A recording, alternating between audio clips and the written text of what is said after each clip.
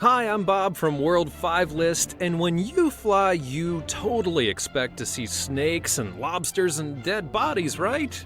Well, join me as I take you to the skies to discover 9 of the weirdest things that people have ever brought onto planes.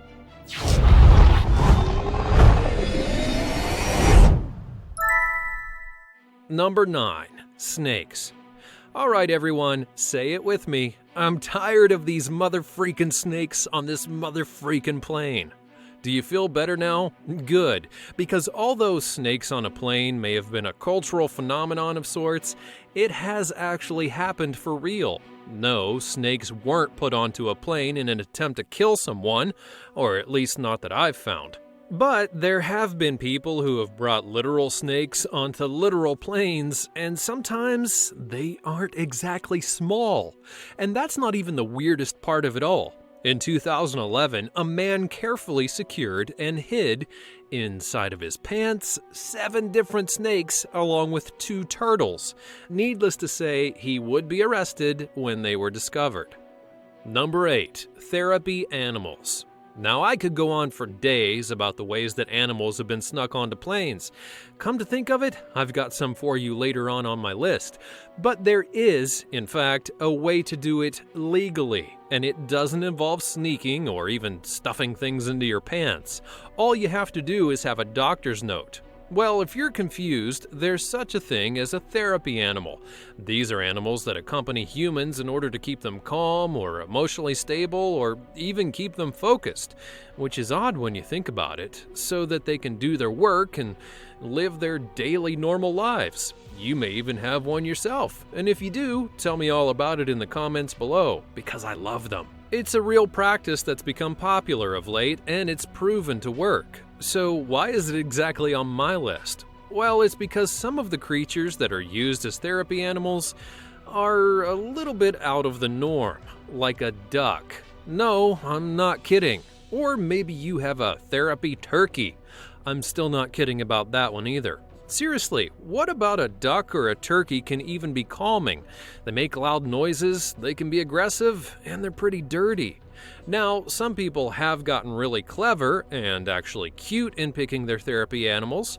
For example, one person even has a kangaroo. But taking it onto a plane, that's a whole different set of logistics that you have to go through. Number 7. A dead body. Back in 2010, 2 women were trying to transport their relative to Berlin. Nothing wrong with that, right? Well, when they were wheeling the relative around, TSA kind of got the notion that something was wrong, so that's when they checked the man out, and as it turned out, the man was dead. They were trying to get a dead body onto a plane. Here's the kicker though, the wife of the man, who was one of the people trying to get him onto the plane, claims that she didn't even know that he was dead. The same with the stepdaughter that was also trying to help out. Believable? What do you think? Let me know in the comments. So what exactly was the strategy? Well, this particular man had sunglasses over his eyes, and we're going to take a shot in the dark and say that we don't think he really put them on himself. Number 6. Parachutes. Now, check this one out. You can actually bring a parachute onto a plane. No, really, you can. In fact, the rule that you have to follow when bringing a parachute onto a plane, as your carry-on luggage, of course, is that it has to be packed separately from your other things, meaning that if you bring it, it has to be on its own. Now, look, I get it. I really do. Flying can be terrifying, and if you're traveling in a machine that by all rights shouldn't be able to get off the ground, you're basically just floating tens of thousands of feet in the air. And I've heard stories of planes that go down in one form or another, but how exactly terrified do you have to be that you decide to bring your own parachute onto the flight? Here's another thing to think about though. If you open the door that's required for you to jump out of the plane so you can open your parachute, you're basically going to kill everyone else on the plane. Now, you can survive a crash landing depending on how the plane lands, but you can't exactly survive the pressure dropping inside the cabin as you do so. So, if you do bring a parachute, just understand what you're doing, if you actually plan to use it, and if you can actually get it out of the overhead compartment. Number 5. Hidden animals. One creepy example comes in the form of a couple who tried to conceal 200 tarantulas in their luggage. Now, forget the question of why you'd have 200 tarantulas or why you're trying to take them onto a flight, but consider the question of how creative did you have to get to try and conceal 200 tarantulas so that they wouldn't be noticed? If it was 2, well, sure, I can buy trying to sneak that through TSA. 20? Well, that's kind of pushing it. But 200, not on your life. And sure enough, you know they didn't get through. But other people have gotten through, and in very interesting ways. One lady in particular would try and sneak her chihuahua with a bug, and sealed it up and ran it through security. And needless to say, the TSA were probably dogging her. All right, I'll move on. A near-successful heist that should definitely not be praised was another lady who tried to sneak a tiger cub out of the country. We'll give her props for the creativity, but she should put the cub in a bag full of stuffed animals. Thankfully, the TSA would see the cub move and thus saved its life, getting it back to its habitat, and the lady was, of course, arrested. Number 4. A cannonball.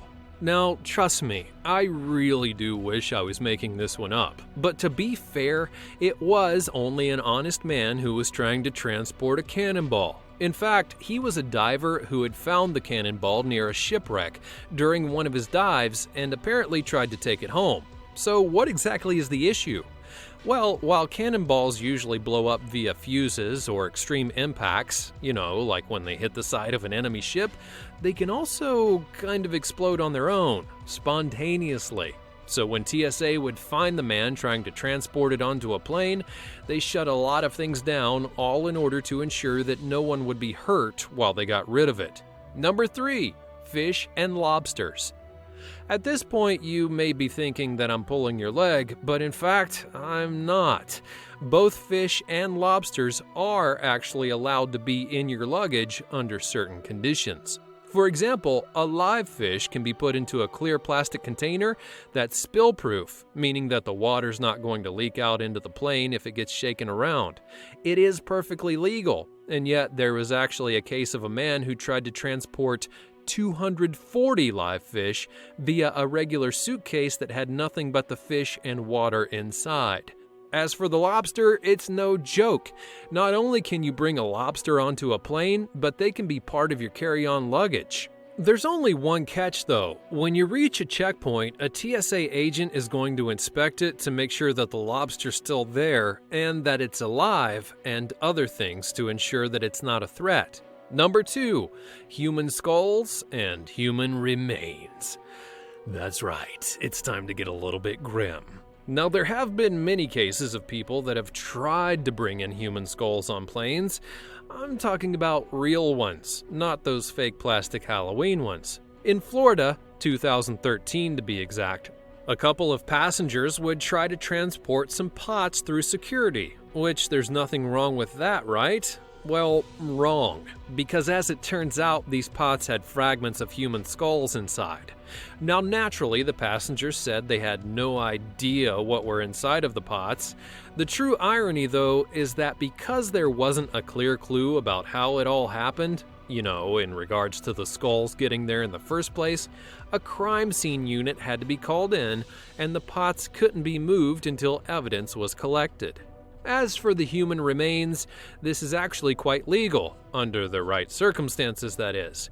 First off, it has to be cremated remains, which, if I'm being honest, does make sense. However, the jar or the container that they're in must be also transparent, as the TSA has to look into it and determine what exactly it is. If they cannot see and not determine what's inside, it's going to be rejected. And like I said, transporting cremated remains does make sense because it could be a loved one, a family member, or maybe even that pet that you lost and you want them at your side. That's totally fine. Because I don't know about you, but I'd rather see the ashes of your dead Grandma Irma sitting next to me than a complete skeleton. That's for sure. Number 1, weapons. Now, I'll admit it's not really weird, and people do often try to sneak weapons on board for nefarious purposes, despite the fact that you can actually check them legally. However, sometimes they get really weird in the way that they do it. What's more, sometimes people who try and sneak them on board aren't exactly the ones that you would expect. Take, for instance, an elderly man who would be detained at JFK Airport because it was discovered that he had a walker that had a knife concealed inside of it. Now granted, it probably wasn't the most imposing knife ever, but you just have to wonder what the man was thinking trying to get a knife on board in the first place. Was it for some quick protection in the geriatric hospital? Did he have other things in mind? Maybe a gang was trying to steal his dentures. Who knows for sure, but one thing is, it most definitely threw the TSA for a loop. Thanks for watching, everyone. Make sure that you're subscribed and have your notifications turned on, and I'll see you next time.